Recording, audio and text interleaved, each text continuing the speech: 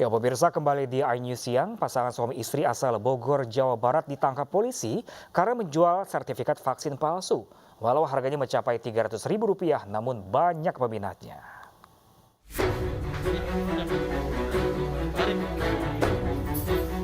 Satreskrim Polres Pelabuhan Tanjung Priok menangkap pasangan suami istri pembuat sertifikat vaksin palsu. Polisi menggeledah rumah pelaku di Bogor, Jawa Barat dan menemukan barang bukti berupa komputer, printer, alat pemotong kartu, serta kartu-kartu sertifikat vaksin palsu yang siap dijual. Kedua pelaku sudah beroperasi selama 1 tahun. Tersangka pria berinisial A memiliki latar pendidikan di bidang komputer sehingga mahir memalsukan kartu sertifikat vaksin bahkan dokumen penting lainnya. Kami temukan ternyata di kediaman pelaku di TKP ini banyak sekali dokumen-dokumen yang dipalsukan seperti KTP, kemudian NPWP, kemudian juga ada sertifikat vaksin COVID-19. Pemalsuan dokumen ini terungkap dari program vaksinasi yang digelar Polres Pelabuhan Tanjung Priok, namun salah seorang warga menolak divaksin dan menunjukkan kartu vaksin. Setelah diperiksa, warga tersebut belum divaksin dan kartunya palsu. Dia mengaku mendapat kartu vaksin dengan membeli secara online seharga Rp300.000. Warga diimbau tidak tergiur sertifikat vaksin palsu karena pemerintah sudah memberikan gratis vaksin melalui program vaksinasi di berbagai tempat. Dari Jakarta, Vendra Kurniawan, iNews melaporkan. Sementara itu, pemirsa, pemalsu surat rapid antigen juga kembali ditangkap di Pelabuhan Bakauheni, Lampung. Para pelaku menjual nama sebuah klinik untuk meyakinkan korban. Berarti leluasa nih si W sendiri kan. Dua pelaku pemalsu surat rapid tes antigen di Pelabuhan Bakauheni ini menjual nama sebuah klinik di Lampung Timur untuk meyakinkan korban. Ternyata setelah diselidiki, klinik tersebut berada di Jakarta. Kedua pelaku terdiri dari pegawai honorer outsourcing Pelabuhan Bakauheni dan sopir travel ilegal. Keduanya memiliki peran yang berbeda. Satu pelaku memeras penumpang yang hendak menyeberang dan mengarahkannya kepada pelaku lain untuk membuat surat rapid palsu sebesar Rp200.000. Yang pertama, dia sudah punya surat rapid antigen yang 2 orang lainnya. Tetapi 2 orang lainnya tidak memiliki rapid antigen. Kemudian dihubungilah saudara kita dengan inisial W. Terjadi kesepakatan di mana masing-masing penumpang Rp200.000. Kedua pelaku terancam hukuman 9 tahun penjara dan 7 tahun penjara. Dari Lampung Selatan, Lampung, Heri Fudustiawan, iNews melaporkan. Ya, pemirsa, ada sebuah desa di Kabupaten Jombang, Jawa Timur yang menolak penanganan warganya yang terpapar COVID-19 ke Dinas Kesehatan atau rumah sakit. Dan langkah ini dilakukan untuk melindungi agar psikologis warganya tidak semakin menurun.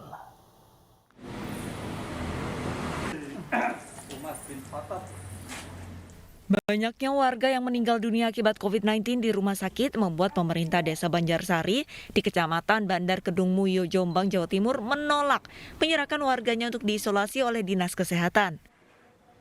Pemerintah desa bertekad merawat sendiri warganya yang terkena COVID-19. Langkah-langkah yang sudah dilakukan pemerintah Desa Banjarsari diwujudkan dengan mendirikan sejumlah tempat isolasi bagi warganya yang terkena corona.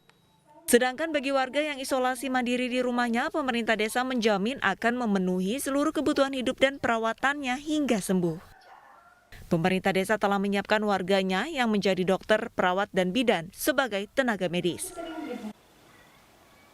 Dari Jombang, Jawa Timur, Mukhtar Bagus, iNews melaporkan.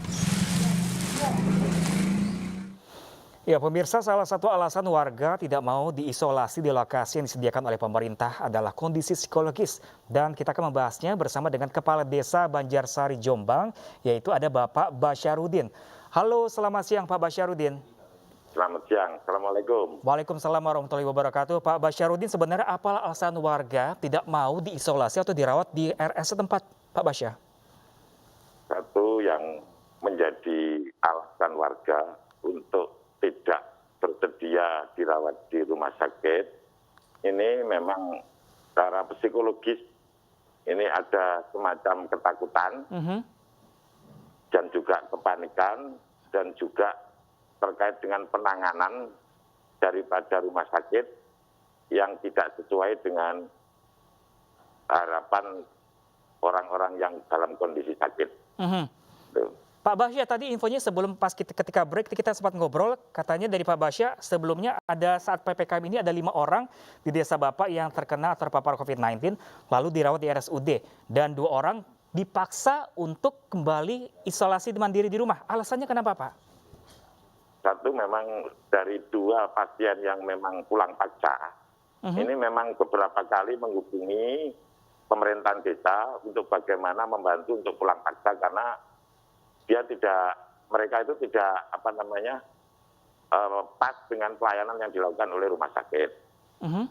Sehingga kami terpaksa mengambil dengan paksa kedua pasien warga saya itu. Alhamdulillah ketika kami rawat dengan kemandirian desa, alhamdulillah sembuh. Kemudian yang 3 ini 2 meninggal, 1 sembuh, alhamdulillah. Jadi yang 2 meninggal. Nah, dari 2 yang meninggal itu sebetulnya beberapa kali ingin pulang paksa, tapi karena aturan main yang tidak diperbolehkan, akhirnya ya memang kalau sudah takdir yang meninggal. Tetapi ada beberapa yang menjadikan catatan dan menjadi latar belakang kami untuk bagaimana merawat warga saya yang terkena penyakit ini dengan sistem atau pola yang menurut keyakinan kami ini cukup efektif. Oh iya, Pak, sebelumnya Pak memang pelayanan di rumah sakit RSUD di Banjarsari sendiri menurut Bapak tidak layak seperti apa Pak jelasnya Pak? Kalau untuk rumah sakit saya terkait dengan pelayanan, ini atas masukan dari warga saya yang menderita itu, kemudian saya buktikan sendiri bahwasanya ketika orang yang sedang sakit ini tidak ada komunikasi dengan keluarga dan yang ataupun kerabat dekat dan juga orang-orang yang terdekat ya juga akan menimbulkan keguncangan di psikologisnya, tidak tenang, akhirnya juga akan memperlemah sistem imun tubuhnya itu. Oh, jadi warga Bapak yang terpapar dan dirawat di RSUD merasa diasingkan oleh pihak rumah sakit dari keluarga, seperti itu? Betul sekali. Ya. Nah, ketika sudah dipindahkan dari rumah sakit ke desa Bapak di rumahnya sendiri, ini sulit nggak Pak dengan koordinasi dengan pihak rumah sakit? Ya, dalam aturan memang tidak diperbolehkan ketika masih dalam perawatan rumah sakit untuk diambil paksa. Tetapi saat itu dengan berbagai cara akhirnya kami juga bisa membawa pulang dan alhamdulillah kami dengan koordinasi dengan bidan desa dan para relawan medis yang ada di warga desa Banjarsari ini saya kerahkan dan kemudian kami bersama-sama untuk membantu penyembuhan itu alhamdulillah bisa sembuh. Gitu. Nah Pak, ini kan penyakit tidak main-mainnya Pak ya, dan ini penanganannya diisolasi mandiri di rumah. Nah ini dengan warga setempat dan Bapak sendiri, penanganan untuk warga yang terpapar COVID-19 di rumah ini seperti apa? Satu yang perlu kami sampaikan, kami melakukan langkah-langkah ikhtiar lahir dengan tidak melanggar daripada SOP daripada medis. Yang kedua, kami menambah dengan langkah-langkah penyembuhan secara psikologis. Di antaranya bagaimana agar kejiwaan daripada penderita ini tidak termasuk orang yang dikucilkan akibat penyakit itu. Kemudian bagaimana selalu ada komunikasi dengan keluarga maupun kerabat atau tetangga. Ini akan juga menumbuhkan support, menumbuhkan semangat. Ini. Yang ketiga, bagaimana kita dengan seluruh masyarakat desa selalu melakukan langkah-langkah pendekatan diri kepada Sang Khalik, kepada Gusti Allah, untuk bagaimana berupaya-upaya secara batin. Dengan kombinasi ikhtiar lahir batin, ini kami yakin tingkat kesembuhan daripada penyakit ini akan lebih baik dibanding dengan hanya mengandalkan ikhtiar-ikhtiar batin. Oke, baik. Baik, terima kasih banyak Pak Basyarudin. Semoga Bapak tetap sehat dan warga Bapak juga tetap cepat diberikan kesembuhan atas pandemi ini. Terima kasih banyak Bapak Basyarudin. Ya pemirsa, kelangkaan obat terapi COVID-19 masih terus terjadi. Sejumlah penjual obat di Pasar Pramuka mengaku sulit dapat pasokan dari produsen.